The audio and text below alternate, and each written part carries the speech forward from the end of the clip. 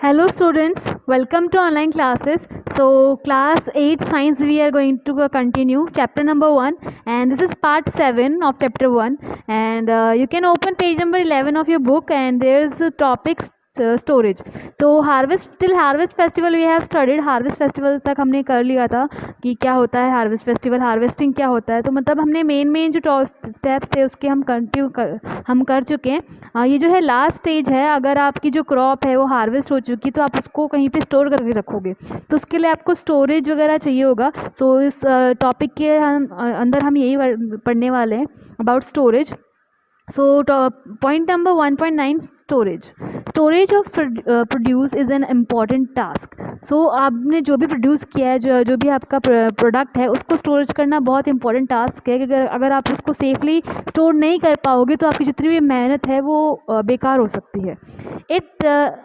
If the harvested grains are to be kept for longer time, they should be safe from moisture, insects, rats and microorganism. अगर आपको जो grain आपने harvest किए हैं, जो दाने आपने उगाए हैं, लिए हैं, पैदावार जिनकी ली है, अगर आप उनको लंबे टाइम तक यूज़ करना चाहते हैं, लंबे टाइम तक रखना चाहते हैं तो उनको आपको नमी से बचाना पड़ेगा, इंसेक्ट्स कीड़े मकोड़ों से बचाना पड़ेगा, रेट्स चूहों से बचाना पड़ेगा और माइक्रो ऑर्गेनिज्म है जो सूक्ष्म जीव हैं जो ख़राब करते हैं खाने को, दाने को, उनसे आपको बचाना पड़ेगा. Harvested grains have more moisture. जब भी ग्रेन निकलते हैं, दाने निकलते हैं, हार्वेस्ट होते हैं, तब उनके अंदर थोड़ी सी नमी होती है. भले ही आप उसको खेत में सुखा लो फिर भी थोड़ी बहुत नमी उसमें बचती है. If freshly harvested grain seed are stored without drying they may get spoiled और अटैक्ड बाई माइक्रो ऑर्गेनिजम्स और organism.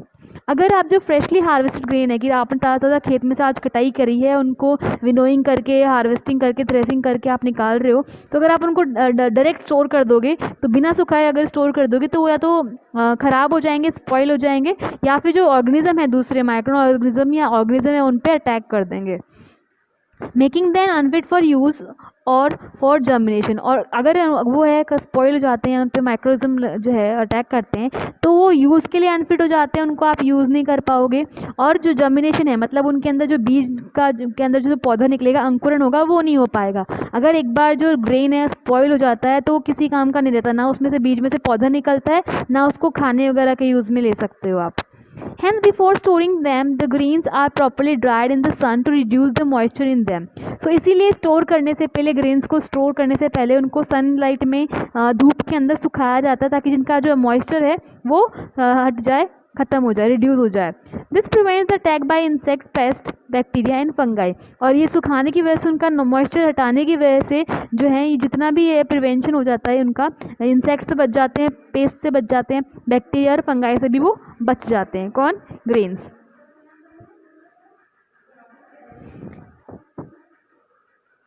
I saw my mother putting some dried neem leaves in an iron drum containing wheat. I wonder why. अब आपने घरों में देखा होगा, आपकी mother है जब आप वीट वगैरह या बाकी की जो ग्रेन्स है वो स्टोर करते हैं तो ड्रम के अंदर नीम की जो लीव्स है, नीम की जो पत्तियां हैं वो डाली जाती हैं. कि ऐसा क्यों करा जाता है? सो ऑब्वियसली नीम के अंदर एंटी बैक्टीरियल क्वालिटीज़ होती हैं तो वो क्या करती हैं, उनसे इंसेक्ट से रक्षा करती हैं, इंसेक्ट से बचाती हैं उन ग्रेन्स को, इसलिए जो है ड्राई नीम्स की जो लीव्स हैं वो डाली जाती हैं. Okay. Farmer store grain in the jute bags और मेटलिक बीन्स. अब फार्मर है वो जूट के जो बैग आते हैं जिनको हम बोरी वगैरह बोलते हैं उसके अंदर, या मेटलिक बीन्स हैं उनके अंदर स्टोर करते हैं, ड्रम्स वगैरह के अंदर. However large scale storage of grain is done in silo and granaries to protect them from pest like rats and insects. लेकिन जो छोटे लेवल पे तो आपने जूट बैग में या फिर मेटलिक बीन ड्रम वगैरह में उसको स्टोर कर लिया, लेकिन अगर बड़े स्टोर पे जो है, बड़े स्केल पे जो स्टोर किया जाए ग्रेन को, बहुत ज़्यादा नंबर के अंदर, बहुत ज़्यादा अमाउंट के अंदर, तब जो है वो है साइलो या फिर जो ग्रेनरीज होती हैं उनके अंदर जो ये ग्रेन है स्टोर किए जाते हैं ताकि उनको पेस्ट से या फिर रेट्स और इंसेक्ट से बचाया जा सके. ओके. अब है ड्राइड नीम लीव्स जो हम यूज़ करते हैं उसका क्या रीज़न है. Dried neem leaves are used for storing food grains at home. घरों के अंदर हम जो यूज़ करते हैं स्टोरेज के लिए वो हम यूज़ करते हैं dried neem leaves. For storing large quantity of grains in big godowns, specific chemicals treatments are required to protect them from pest and microorganism. अब हमारे घरों पे तो नीम्स की पत्तियाँ काफ़ी होती हैं, लेकिन जो अगर आप बड़े स्केल की बात करें, लार्ज क्वांटिटीज़ की अगर हम बात करें, जहाँ पे बिग गोडाउंस वगैरह होते हैं, वहाँ पे गोदाम जो होते हैं और वहाँ पे स्टोर करते टाइम जो है स्पेसिफिक केमिकल केमिकल जो ट्रीटमेंट है वो उनको रिक्वायर होता है, ज़रूरी होता है, ताकि जो है अनाज है वो पेस्ट से या माइक्रोऑर्गेनिज्म से सेव हो सके। आजकल भी अगर हम नीम की पत्तियाँ, जैसे हर कहीं नहीं मिलती है, हर फैमिली जो नीम की पत्तियाँ यूज़ नहीं करती हैं, वो मार्केट से कुछ स्पेसिफिक केमिकल की जो है टैबलेट्स मंगवाते हैं। वो टैबलेट्स कपड़े में बांध के फिर अनाज में रखा जाता है ताकि उनके अंदर कीड़े वगैरह ना लगे। आपके घर में भी होता होगा, आपने अगर देखा हो तो, और नहीं देखा तो मम्मी से पूछ सकते हैं आप। अब यहाँ पे हमारे पास पिक्चर दी हुई है silos for storage of grains के लिए बड़े बड़े जो है ड्रम्स हैं, ये जो इनको बोलते हैं साइलोस। सो ये हैं, यहाँ पे है देखो एक गोडाउन के अंदर बड़ी बड़ी जो है पूरी जो है बहुत ज़्यादा अमाउंट में जो है यहाँ पे जूट बैग्स वगैरह स्टोर करे हुए हैं, गनी बैग स्टोर करे हुए हैं। Next point is food from animals. So यहाँ पे एक पॉइंट है एनिमल्स से जो हमको फूड मिलता है उसके बारे में। अभी तक तो हम प्लांट से जो क्रॉप मिलती है यानी कि प्लांट प्रोडक्ट की बात कर रहे थे। अब हम यहाँ पे हमारे पास एक टॉपिक है फूड फ्रॉम एनिमल्स, एनिमल से मिलने वाले फूड के बारे में। एक्टिविटी नंबर 1.3 ये आपको सेल्फ करनी है, I am just giving you hint. Make the following table in your notebook and complete it. इसको आपको वैसे इसमें दे रखा है नोटबुक में, लेकिन आपको यहाँ पे बुक में ही सॉल्व करना है, बुक में ही कर लीजिएगा, यहाँ पे जो है बुक में फिल कर लीजिएगा। सो यहाँ पे आपको फूड आइटम का नेम लिखना है। तो एक फूड आइटम हो गया एग्स, और एक फूड आइटम हो जाएगा मीट, और एक हो जाएगा हनी। सो ये कौन कौन देता है आपको पता है, हनी कौन देता है, मीट कौन देता है और एग्स कौन देता है। सो आपको उन सोर्स का नेम है यानी कि उन एनिमल्स का नेम आपको यहाँ पे लिखना है। ओके, सो आई होप आप कर लोगे ये वाला, और नहीं कर पाओगे तो just ask me. Next, after completing this table you must have seen that like plants animals also provide us different kind of food। अब जैसे हम ये जो टेबल है, टेबल फिल कर लेंगे या फिर इससे भी हमको हिंट मिल जाता है बिना फिल किए भी, कि जैसे प्लांट हमको जो है कुछ ना कुछ देते हैं, वैसे एनिमल से भी हमको जो कुछ ना कुछ टाइप के फूड है वो मिलते हैं। फॉर एग्जांपल एग्स हैं, एग्स एनिमल से मिलेंगे, मीट एनिमल से मिलेगा, और हनी एनिमल से मिलेगा, मिल्क एनिमल से मिलेगा। सो ये डिफरेंट काइंड का फूड है, ये हमको एनिमल से मिलते हैं।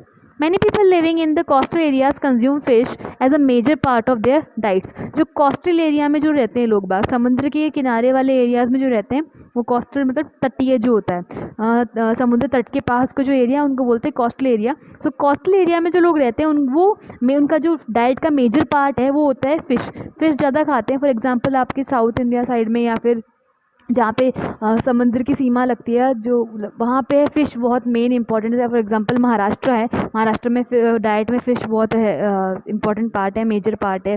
और केरला के साइड देख लो या फिर और भी बाकी जो है कोलकाता साइड में देख लो। सो यहाँ पे फ़िश इनका डाइट का मेजर पार्ट है।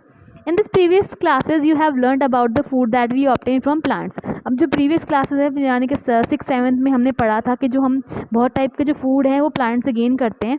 We have just seen that process of crop production involves a number of steps like selection of seeds, sowing etcetera. और हमने इस चैप्टर के अंदर भी हमने देखा है कि हमने जो क्रॉप प्रोडक्शन कर रहे हैं उसके अंदर बहुत अलग अलग स्टेप्स होती है, जैसे कि हम सीड का सिलेक्शन करते हैं, सोइंग करते हैं, उसके बाद इरीगेशन करते हैं, उसमें वीडिंग करते हैं, और फिर उसमें हार्वेस्टिंग भी होती है, थ्रेसिंग होती है, और फिर उसका स्टोरेज होता है। तो मतलब बहुत सारी जो है स्टेज होती हैं एक क्रॉप से प्रोडक्शन लेने की। जो क्रॉप से जो है उसको हार्वेस्ट, उसका जो है सॉइल प्रिपेयर करने से लेकर हार्वेस्टिंग तक बहुत सारी जो है स्टेप होती हैं। Similarly animals reared at home और in farms have to be provided with proper food, shelter and care.